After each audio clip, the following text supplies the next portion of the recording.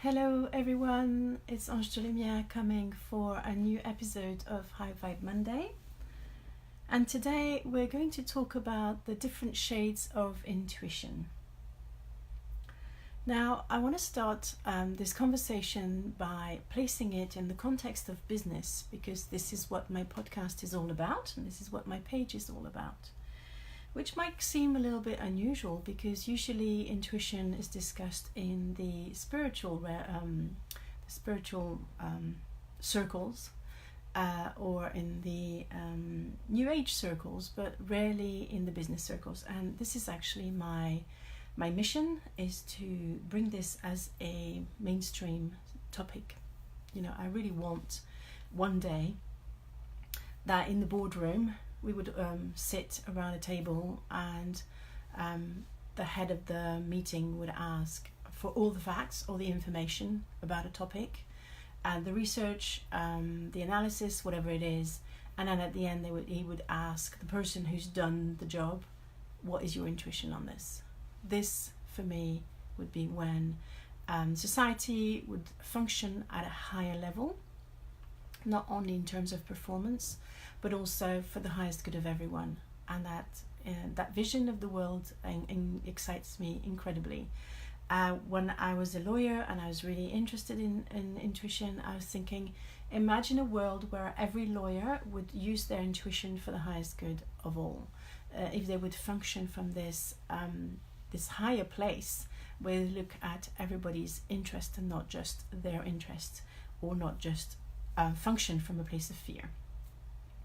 And I'm going to start this conversation by saying fear and intuition are mutually exclusive. It is not possible to access your intuition when you're in fear mode. And that's something very, very important that you will understand as we continue this conversation. You will understand how to distinguish your fears from your intuition. I want to add as well, this is a process that can take a long time. And I would recommend that you train with someone who is knowledgeable in that area, because you can make many mistakes when you start dabbling into intuition. Anyway, let's start it. So in business, intuition is the thing that gives you an enormous advantage. Super successful entrepreneurs often mention following their intuition. I can think of two very famous people, Richard Branson, Oprah Winfrey. They both openly share about their intuition, but I've found it in so many different books, even from business books. People talk about intuition, and there's no mystery here, because when you have a wealth of information and knowledge, how do you choose which direction to go? If you use your mind, you will be constantly analyzing the pros and cons, and it will actually lead to you becoming indecisive. Yeah? But if you use your intuition, at one point you sit back from all this research, you sit back from all this information, and you tune in to what it feels like.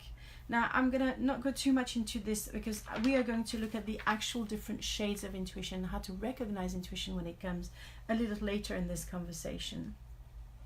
But one thing I want to say first is, how do you distinguish between your intuition and your mind? And there's a very easy thing to do to be able to do that. When you have an idea that comes from the mind, the intellectual mind, there's a logical sequence of thoughts that lead you to an idea, for example. So I had an example that popped into my mind. You go to the supermarket. When you get there, you bump into Mr. Jones. He tells you about his horses, and then you had the idea to organize an event about horses, even though it's not related to what you normally do. But it makes sense, yeah? Now, if the same idea came from your intuition, this is how it would happen. You would be in the shower, relaxing, when out of nowhere, you would think of horses. And then you would think it's weird because you're not into horses, but it actually makes sense to organize an event with horses. Can you see the big difference? In one way, you're having a train of thought. In the other, it's completely random. Random thoughts are often from our intuition. Now, intuition has bad press with people because when you're untrained, when your intuition is, I mean, I like to compare intuition to a horse actually. If a horse that is not been trained can actually be destructive, it can act out. It needs to be trained properly for it to be constructive. I'm not into horses myself, so I know my words are going to be a bit clumsy, and apologies to horsey people, but the more powerful a stallion, the less it's trained, the more it's going to, if you bring it into your house, it'll wreck the place. Whereas if it's trained, it's going to be different. So I like to compare our intuition to that. But because most people have not trained their intuition, what they get is mostly negative intuition. So they get a bad feeling about something. It's something like, I don't like this. Or they feel something in the pit of their stomach when they think about something and they don't want to do it. Now this is still intuition. Now, I'm going to tell you, I just started this conversation by saying that fear and intuition are mutually exclusive. When you get a bad feeling, and I'm going to give you an example of what happened to me decades ago. The difference between fear and intuition is that when you get an intuitive hit about something that you shouldn't be doing, you feel very calm. There's no sense of panic. Whereas with fear, there's always the sense of panic and anxiety. And it doesn't sit in the same place. The anxiety, when you're fearful, sits probably around your solar plexus, which is just below your rib cage and above your navel. Whereas intuition will probably sit lower into your gut. Now, I had an intuitive hit, and I'm from Paris, for those of you who don't know me, and I was visiting a friend in Le Marais, which is an area next to Léal, which at the time, and I don't know if it's still the case, was well known for drug dealing, and there was lots of drug addicts hanging around and all sorts of things. She had a beautiful flat, it's a lovely area, but there's this dark side that most tourists don't know about. And I was visiting her with my then husband, he's my ex now, and we had a little boy, 1 year old. And my husband didn't drive, so I had to go and get the car on my own, and I had a really bad feeling about getting into a particular street. But I pushed myself through because I was tired, I wanted to get home. But from the moment I left my friend's flat, I had a feeling something bad was going to happen. And even though I resisted and resisted, I should have just said to my husband, you come with me, we put our son in the pram and we go together, and none of this would have happened. But he didn't want to, he resisted, and so I did it on my own, despite the fact I had this feeling inside that was still screaming to me, don't go down that road. And I was mugged, I was attacked by this man, and it was a terrifying event because I knew anyway, I don't want to go too much into this, but instinctively I knew something bad was going to happen. But it wasn't like a feeling or a belief, bad things always happen to me or whatever it is. It was just like this random thing. And I know that when you have this kind of intuition, people are going to call you silly. They're going to discard your intuition and tell you, don't be silly, of course not, this is not going to happen. And then it happens and you're the one who's feeling sorry for it. Don't do it anymore. Just follow your intuition. Far too many people say, I wish I had listened to that gut feeling. And I certainly did back then. I mean, I got away lightly because he only took my money. And that's not a big deal. But I wish I'd listened to my intuition because it was feeling, he was a strong man. He was quite aggressive. And it's not a nice feeling being mugged when you're a pretty young woman. And I know that if I hadn't run after that, he probably would have been after more. So, but what I want to say is that because most people get, hi Karen, because most people get negative intuition, they actually don't really want to hone their intuition. But intuition can be both positive and negative. And when I say negative, it's not negative. It will avoid you unpleasant situations like the one I just described. At the end of the day, it's for your highest good. So it's to avoid you experiences that you don't necessarily have to go through. So how do you increase your intuition? there's several things that you can do to hone your intuition.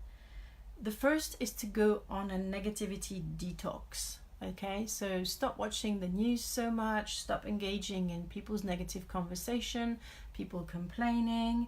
Don't read the newspaper that much, or if you see a negative article, just pull out immediately. Get away from toxic people. Don't engage in drama, and generally meditate more. But meditation doesn't work for everyone, so sometimes you can just use an activity that will quiet your mind. So there's a couple of ideas here. I know when I do creative things such as painting, mosaics, crafting, that really calms my mind because it gets me out of my head. So anything that can do that, repetitive tasks that get you in the zone, they're really, really good. I know I get my best intuition or my best ideas when I'm in the shower, when I'm driving, or also when I go on my run outdoors. I don't think it would be the same if I run on a treadmill in a gym, because there's not the fresh air, there's not the energy of earth, of nature around you to sustain that intuition. Because actually nature is really good at cleansing your energy if you've accumulated a lot of negative energy in your aura. So let's get to the meat of this podcast, which is that there's different shades of intuition, okay? People talk about the sixth sense as if there was only one sense, but actually there's 7 shades of intuition. And they're all incredibly important if you want to recognize intuition when it comes to you. Because the thing is, we have, I'm losing my words. We have free will. That means that even if we get intuition, it's usually in a very subtle form, because you still have the power to choose to follow it or not. You know, intuition is not going to be like this big apparition of an angel who's going to tell you something that's going to be so clear that it's going to be easy to act on.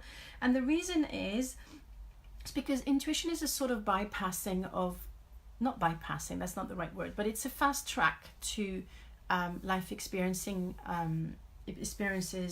on the high vibe end of things.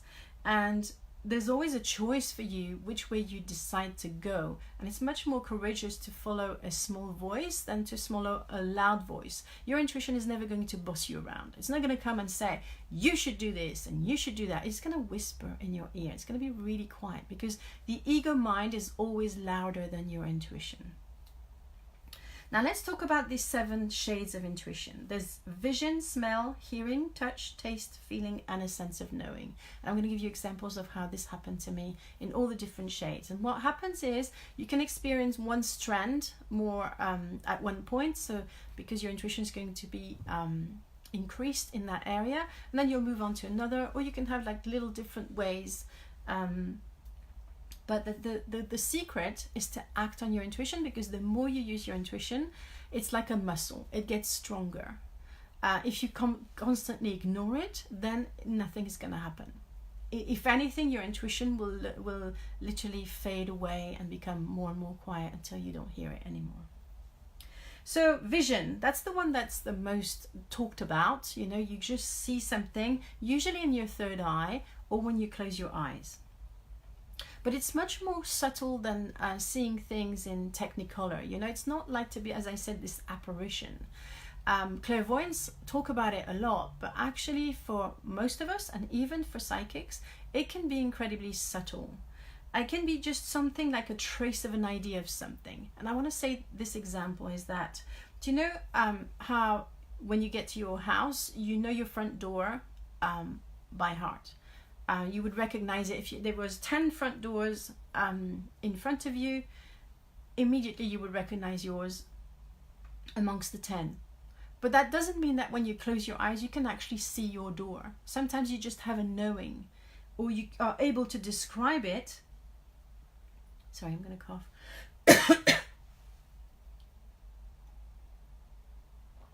You can describe it, but you wouldn't be able to actually see it vividly. That is still clairvoyance. That's still having a vision of something. The second is smell. Now this happens usually, people smell a perfume or smell tobacco smells, smoke. without anybody being in the room and without anyone smoking in their presence. That's happened to me at my front door. I was completely on my own, no one else was with me, and suddenly I smelled my grandmother's perfume, so I knew she was around me. These things can happen. You're not going crazy. Just recognize them for what they are. It's a sign. Usually it's to comfort you at a time when you need the comfort, or it could be to give you an information that's important for you. If suppose you were writing a cookbook and suddenly you smell cinnamon, and there's no cinnamon around you, you're not even in your kitchen, maybe you're in your office or something, then that gives you an idea of what you're supposed to use in that recipe. Put cinnamon, even if it doesn't make sense, try it, because that's your intuition telling you that this is going to be an ingredient that's going to be really good for your recipe. Hearing is another way, and that's quite one of the most common with the vision that people talk about when they're clairvoyant or when they're psychic, whatever. And that can be again, hearing is not necessarily a loud thing that you're going to hear as if it was someone in the room, although it can happen for people who are particularly clairaudient.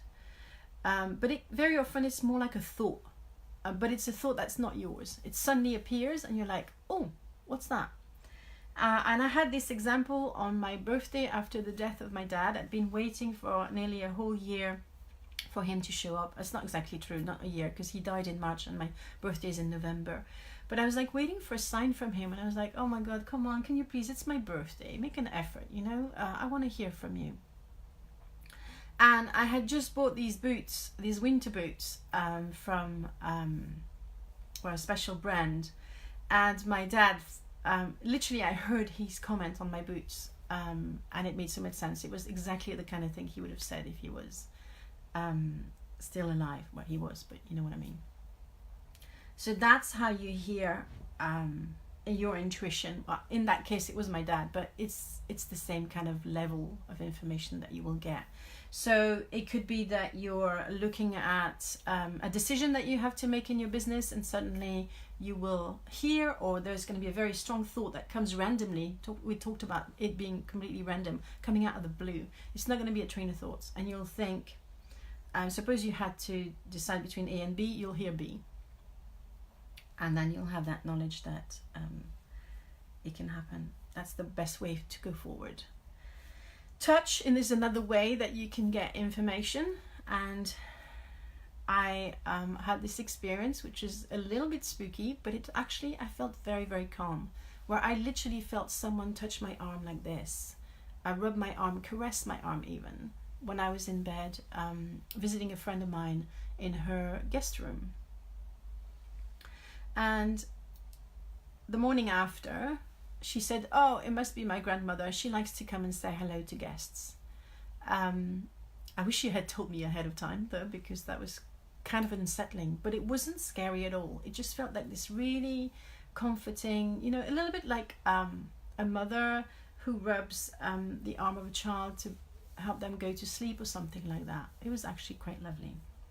So you will be able to feel a sense of touch if that is relevant to a message that you need to get, or your intuition wants to show you something.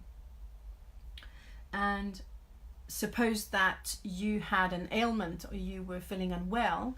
If you felt a sense of touch or pressure, maybe that's a sign that you need to go and get a massage or something. So this is an interesting way intuition can come in. You might have that experience, but because you've never had a chance to talk to someone who knows about intuition, you wouldn't know what it was. You'd think it was just something weird. You wouldn't understand the message behind it.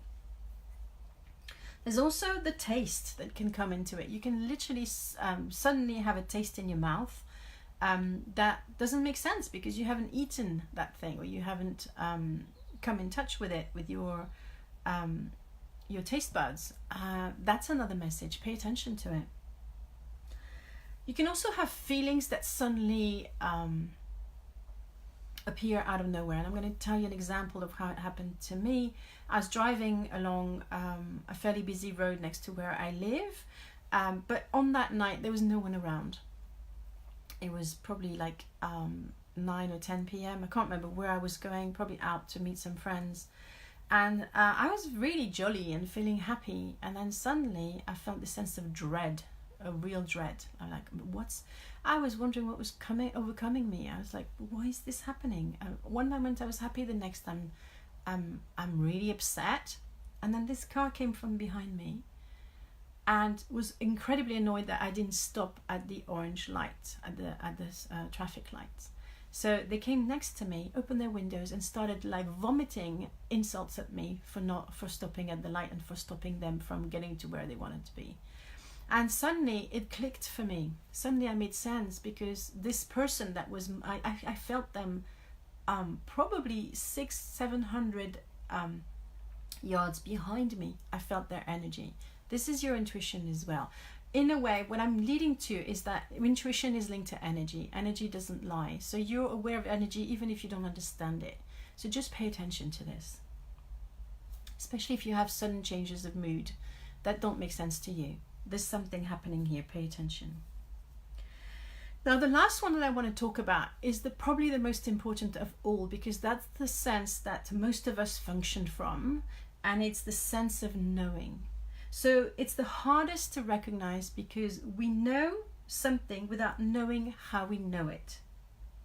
And then you think you made it up. Now, this is how I function most of the time. And this is why it's been so hard in a way for me to honor my intuition, because most of the time it just sounds like I made things up. Most of the time I think, I say something, it even sometimes comes just literally out of my mouth as I'm speaking, if I'm speaking with someone having a conversation, and I'm like, why did I say this? But I know this is the right thing. I know that this is my intuition speaking. And I want to say to you, everyone is intuitive, okay? So regardless of how your intuition is coming through with these 7 different shades, honor it. My big dream is that one day intuition will be taught in school. Not that children need to learn about intuition. We're all born intuitive. It's just that we put so much emphasis on the logic that as we progress in our education, our intuition gets dimmer and dimmer. Because as I said earlier in this podcast, intuition is like a muscle. So if you don't use it, and in school, everybody will discourage you from using your intuition. So you end up at the end of your school curriculum deprived of an incredible tool that could actually take you further. And this is when I want to mention something really interesting, because I did some research a couple of months back into intuition. And I found this interesting article on Forbes by a guy called Bert Dohmen. I'm not even sure I pronounce his name correctly. That said, is intuition a form of intelligence? The article is from the 23rd of June 2018, if you're curious to go and read it. And it's written by a man who's a stockbroker. And this really spoke to me, because back when I was a lawyer, I had this feeling that a lot of very successful business people, the reason why they were so successful is because of their intuition. And the article's called, Is Intuition a Form of Intelligence? And his argument from whatever research he's done is that the more knowledge you have, the better your intuition is going to be. And this is important for me, because intuition, sadly, is only reserved to the area of psychics. You go to a psychic, usually it's not for business, and they will tell you about this or that. You're going to ask a question about your relationship, or maybe if you should take that job. But really, the best intuitives are the people who are, for the best people you should go to for intuition, if you were a lawyer, would be an intuitive lawyer. Because they have this wealth of knowledge that they can tap into, and they would be able to speak your language and understand what's going on, unless they're at a level of psychic gifts that they can talk about something they absolutely know nothing about. But that's quite a high-end kind of psychic. Most psychics are not at that level and wouldn't be no help for you. I guess that's why I'm so excited to be an intuitive lawyer by training, but I know a wealth of things in other areas. I'm a perpetual learner. I learn all the time, because I know my intuition is going to sit on that pool of knowledge that is going to make it incredibly useful for my clients. Intuition is not guessing. Guessing is completely different. Sorry. clearing my throat again. So the way intuition works is the more thoroughly you research an area, the better your intuition is going to be able to pull the data from it. Probably not right away. So I would recommend to do your research, then let it sit in the background. And then when you'll be doing something randomly different, like cooking, driving, going for a run, showering, doing something creative, from all that pool of information that you will have gathered on the subject, suddenly one element will stand out and you will have your answer. Very, very clever people use it without even knowing that they're using their intuition. And even though I've never met Einstein in his lifetime, I believe that he was incredibly intuitive. He does talk a lot about the intuition, but he didn't maybe know all the things that I'm explaining to you today. And a lot of geniuses had incredibly powerful intuition.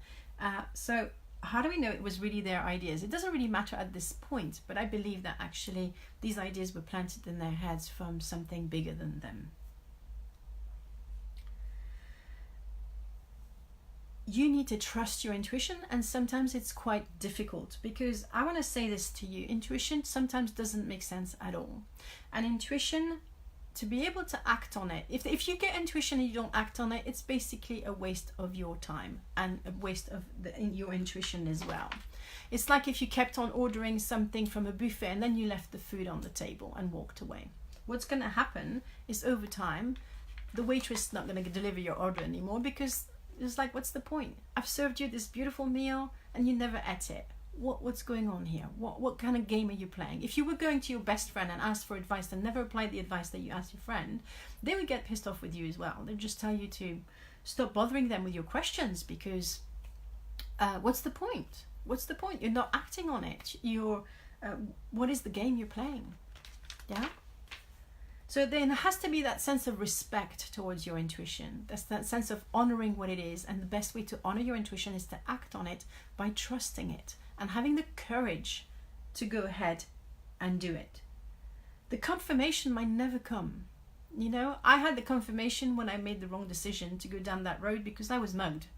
But you won't necessarily get that confirmation. Sometimes you will even wonder for years, why did I do this? I want to tell you about another anecdote, actually, about a friend of mine who one day had a very unpleasant experiences. She had parked her car, and I'm going to change the circumstances a little bit to make it more neutral so that you don't recognize her if you know her, only because I don't have her permission to talk on the podcast. So I want this to be